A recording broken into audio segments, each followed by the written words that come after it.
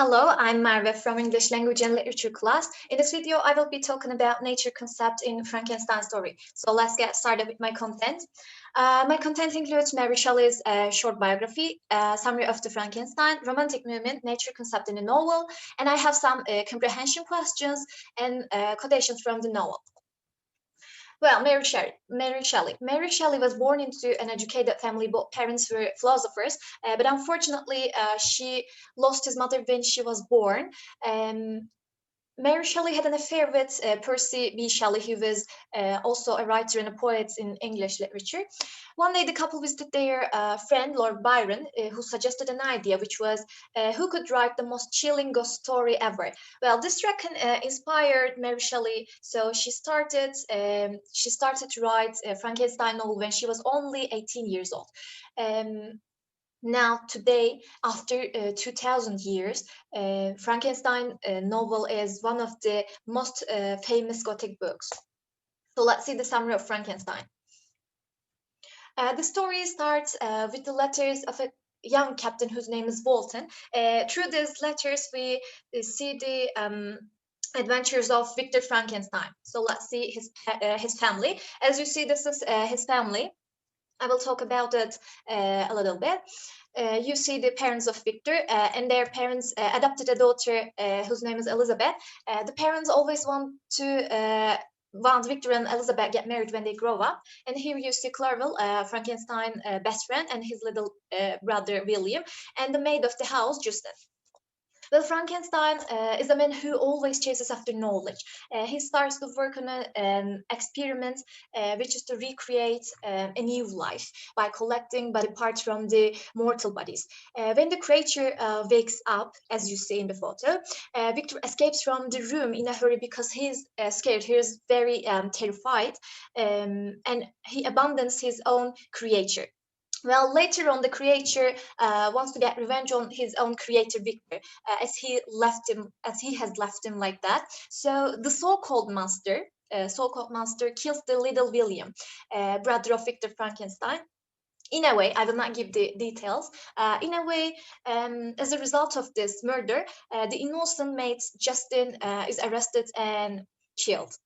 Well, the creator and the monster, as you see in the photo, and the creator and the creation, the master and the Victor, meets one day, and the master tells his story about, um, let's see, with the photos. He has attacked by people just because he's ugly. He says how he learned to speak. He says how he learned to live by himself. And lastly, he wants a partner to live with from his creator.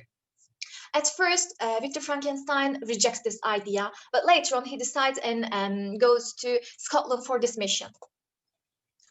He starts to work on his experiment,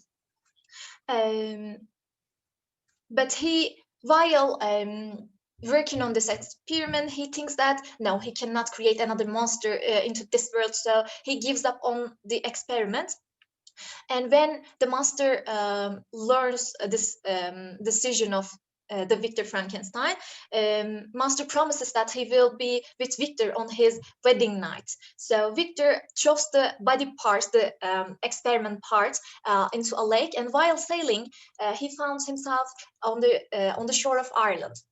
Well, in a way, I will not again give the details. In a way, Victor Frankenstein is thought to be the murderer of a young man, and he's arrested. Later, we learn that this dead body belongs to the Clerval, his closest friend.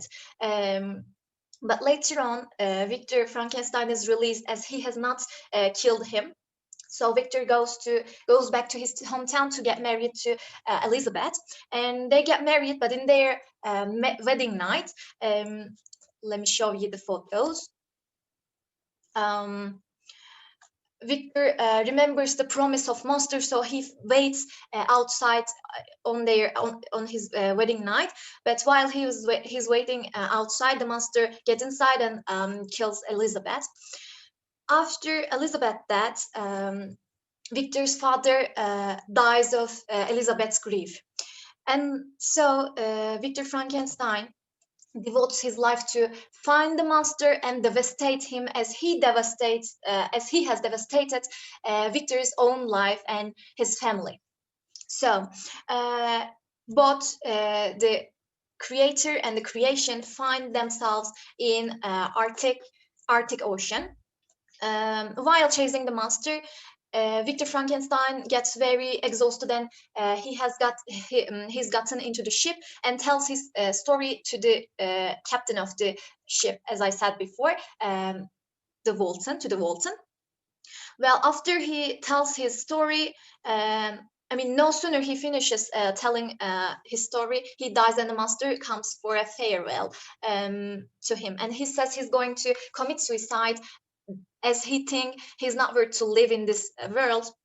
So the young captain, as the witness of this story, the Frankenstein and the monster experiences, he commands to his crew to turn back to home, partly because the crew wants to go home, and as well as it's our interpretation that he might think these kind of scientific discoveries creates misery like Victor Frankenstein. So it is the end of the summary of Victor Frankenstein. Let's see the last photos. Here you see Victor Frankenstein lose every beloved one, and at the end he also dies. And you see the last farewell of the monster to his own creator. So here we have the romantic movements. When we think about the nature, we should also consider the romantic movement. Romanticism started in the mid-18th century as a reaction to the modern world's movements such as Enlightenment and the Industrial Revolution, which made people live the urban life for the countries, especially to work in the factories. Factories were built by destroying the natural beauties. Romantic writers, poets, artists thought that nature is real and the only home of human beings, so it must have been protected. In the works of Romantics, they always praised the nature, and they also took the side of nature over everything. Here, let's see the nature concept in Frankenstein novel.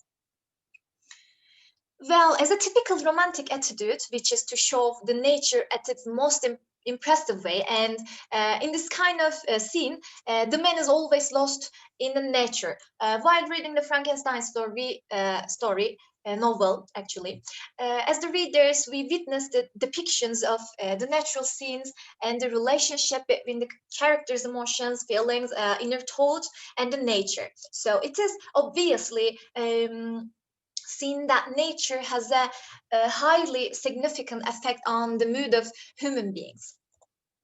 Here is a question. Do your emotions change as the season change? Think about your own, please. So let's see some quotations from the book. This quotation belongs to the Frankenstein. He says, I perceived the fallen leaves had disappeared and that the young buds were shooting forth from the trees that shaded my window. It was a divine spring, and the season contributed greatly to my convalescence. I felt also sentiments of joy and affection revive in my bosom. My gloom disappeared, and in a short time I became as cheerful as before I was attacked by the fatal passion. Here in the second quotation, it says, a serene sky and verdant fields filled me with ecstasy. The present season was indeed divine again. The flowers of spring bloomed in the hedges, while those of summer were already in bud. Here we see how he describes the seasonal changes effects on his own mood. He says he calls spring as divine, being divine, and he says the season contributed greatly to his convalescence, and he says his gloom disappeared and he becomes cheerful again. So let's see another quotation. This quotation belongs to the monster, actually. In this quotation, it says, autumn passed thus. I saw with surprise and grief the leaves decay and fall, and nature again assumed the barren and bleak appearance it had worn when I first beheld the woods and the lovely moon. Yet I did not heed the bleakness of the weather. I was better fitted by my confirmation for the endurance of cold than heat. Well, in this quotation, actually, we see how the master observes the seasonal change. He says he's both surprised and he feels grief as the autumn passes. So here is another comprehension question. Have you ever escaped to the nature for freedom, to feel free? Think it by your own. Here are some quotations related to this question. Well, in the first quotation, it says, I suddenly left my home and bending my steps toward the Alpine valleys, sought in the magnificence, the eternity of such scenes, to forget myself and my ephemeral, because human sorrows. In the second quotation, it says, at these moments, I took refuge in a most perfect solitude. I passed whole days on a lake alone in a little boat, watching the clouds and listening to the rippling of the waves, silent and listless. But the fresh air and bright sun seldom failed to restore me to some degree of composure. Let's see one more quotation. It is very important to comprehend the description of nature over man in this novel. So let's see. I was now free. Often after the rest of the family had retired the night, I took the boat and passed many hours upon the water. Sometimes with my sail set, I was carried by the wind, and sometimes after rowing into the middle of the lake, I left the boat to pursue its own course and gave way to my own miserable reflections. I was often tempted when all was at peace around me, and I the only unquiet thing that wandered restless in a scene so beautiful and heavenly, if I except some bats or the frogs, whose harsh and interrupted croaking was heard only when I approached the shore. Often I say I was tempted to plunge into the silent lake, that the waters might close over me and my calamities forever. So in all these three quotations, we see that Victor Frankenstein seeks comfort in nature.